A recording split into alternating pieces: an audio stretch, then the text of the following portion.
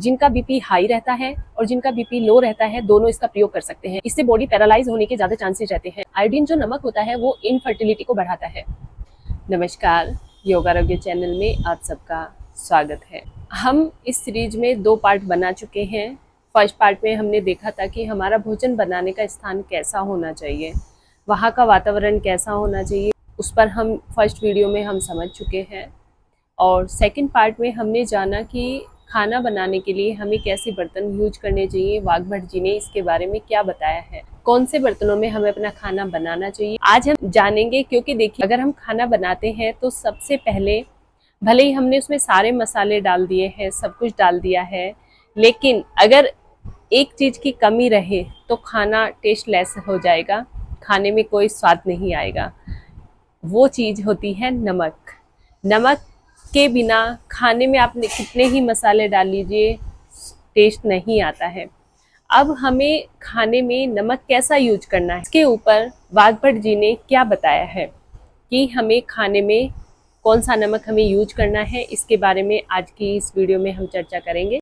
वाघ भट्ट जी ने बताया है कि हमें सेंधा नमक का यूज करना चाहिए, जिसको रॉक सॉल्ट में बोलते हैं, और उसके बाद काला नमक। ये दोनों नमक हमारे लिए सबसे अच्छे होते हैं। अगर हम सेंधा नमक या काला नमक अपने खाने में प्रयोग करते हैं तो हमारे बॉडी में सोडियम की कमी कभी नहीं होगी।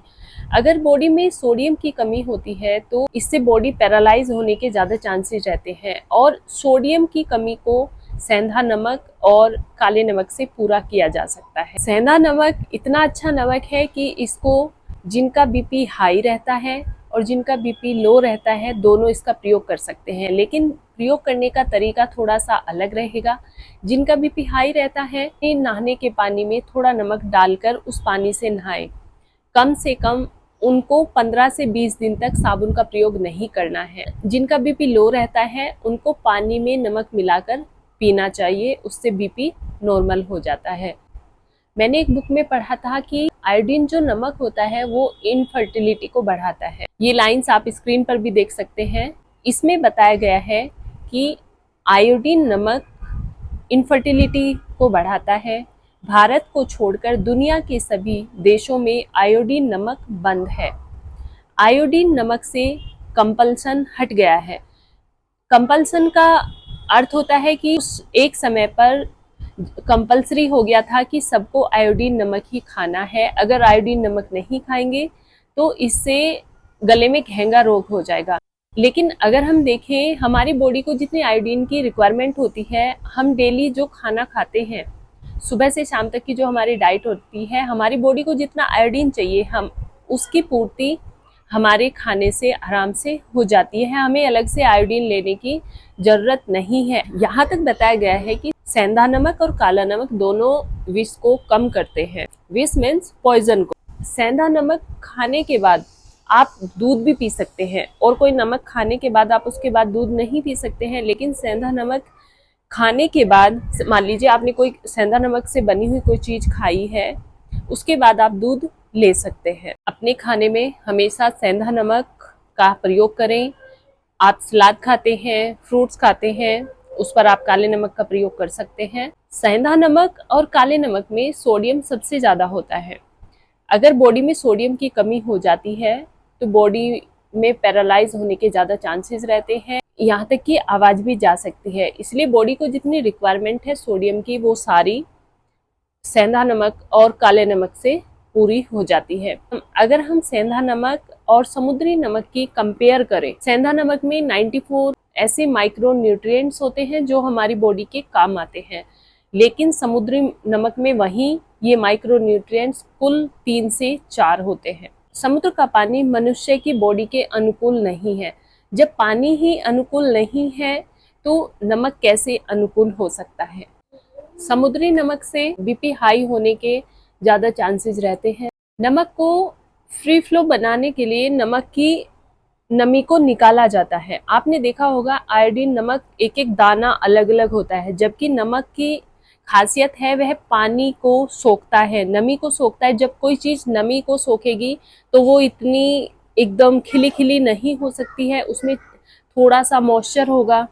तो उसको दूर करने के लिए दो केमिकल यूज किए जाते हैं, जिसमें से एक है पोटेशियम आयोडेट और दूसरा होता है एल्युमिनियम सिलिकेट, जो दोनों ही नेचुरल नहीं है और बॉडी के लिए बहुत ज़्यादा खतरनाक होते हैं। ये आयोडीन नमक की ऐसे देशों में ज़रूरत होती है जो जहाँ पर ठंड बहुत ज़्यादा होती है। ऐसी चीज़ें यूज करनी चाहिए जहाँ पर हम रह रहे हैं, हम किस एनवायरनमेंट में रह रहे हैं, हमारे यहाँ की जलवायु कैसी है, हमारे यहाँ का मौसम कैसा है, और हमें मतलब मौसम के अकॉर्डिंग हमें चीज़ें यूज करनी चाहिए। अगर हम सीखना चाहें, हमारे आसपास ही ऐसे बहुत सारे एग्जाम्पल होते हैं जिनसे हम बहुत कुछ सीख सकते हैं।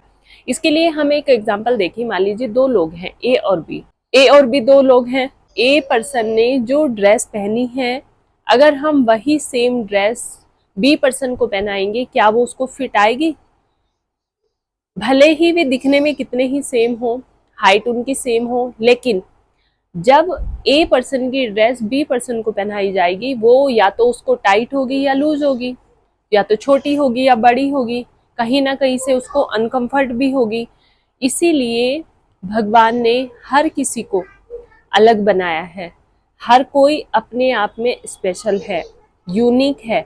जो स्पेशलिटी एक पर्सन की है वो शायद दूसरे की ना हो, दूसरे पर्सन की कुछ और स्पेशलिटी हो, उसके अंदर भगवान ने कुछ और अनोखा गुण दिया हो जो उसको समझ नहीं आ रहा हो। इसीलिए जो लोग दूसरों को कॉपी करते हैं, दूसरों का देखे देखी काम करते हैं, वो लोग कभी खुश नहीं रहते। और जो लोग अपने हिसाब से खाते हैं, अपने हिसाब से पहनते हैं कि मुझ पर क्या अच्छा लगेगा, मेरे शरीर को किस चीज़ की नीड है, जो लोग इस हिसाब से चलते हैं वो हमेशा खुश रहते हैं, क्योंकि उन्हें पता होता है कि मेरी बॉडी को किस चीज़ की नीड है और मुझे क्या चाहिए। लेकिन अगर मान लीजिए किसी के पास कोई चीज़ है, वो मुझे पसंद आ रही है, हो सकता है वो चीज़ उसके ऊपर अच्छी लग रही हो, मेरे ऊपर अच्छी ना लगे।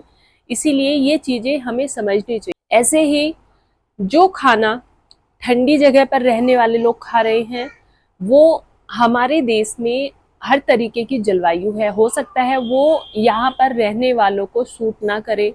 इसीलिए हमें जहाँ हम रह रहे हैं, जैसे एनवायरनमेंट में रह रहे हैं, जैसे मौसम में रह रहे हैं, उसके हिसाब से ही हमें चीज़ें खानी चाहिए, उसके हिसाब से ही हमें कपड़े पहनने चाहिए। उम्मीद करती हूँ आपको ये वीडियो अच्छी लगी होगी। आज हमने जाना कि हमें अपने खाने में कैसे नमक का प्रयोग करना चाहिए। मैंने कोशिश की है अपनी तरफ से विद एग्जाम्पल समझाने की। अगर आपको वीडियो अच्छी लगी हो तो एक कमेंट जरूर कीजिए। आप ये वीडियो शेयर भी कर सकते हैं, जैसा आपका मन करे। मैं आपको फोर्स नहीं करूंगी। आप सबको यही कहना चाहूंगी कि इस चैनल पर आपको जो भी नॉलेज मिलेगी वो ऑथेंटिक मिलेगी, और मैं कोशिश करती रहती हूँ कि जो भी हमारे शास्त्रों में वर्णन किया गया है वो सब मैं आप तक पहुँचाने की कोशिश करूँ। हर रोज आपको ऐसे ही नॉलेजफुल कंटेंट मिलते रहेंगे। मिलते हैं कल फिर एक नॉलेजफुल कंटेंट के साथ। आज के लिए इतना ही। तब तक के लिए हंसते रहिए, स्वस्थ रहिए। Thank you. नमस्कार।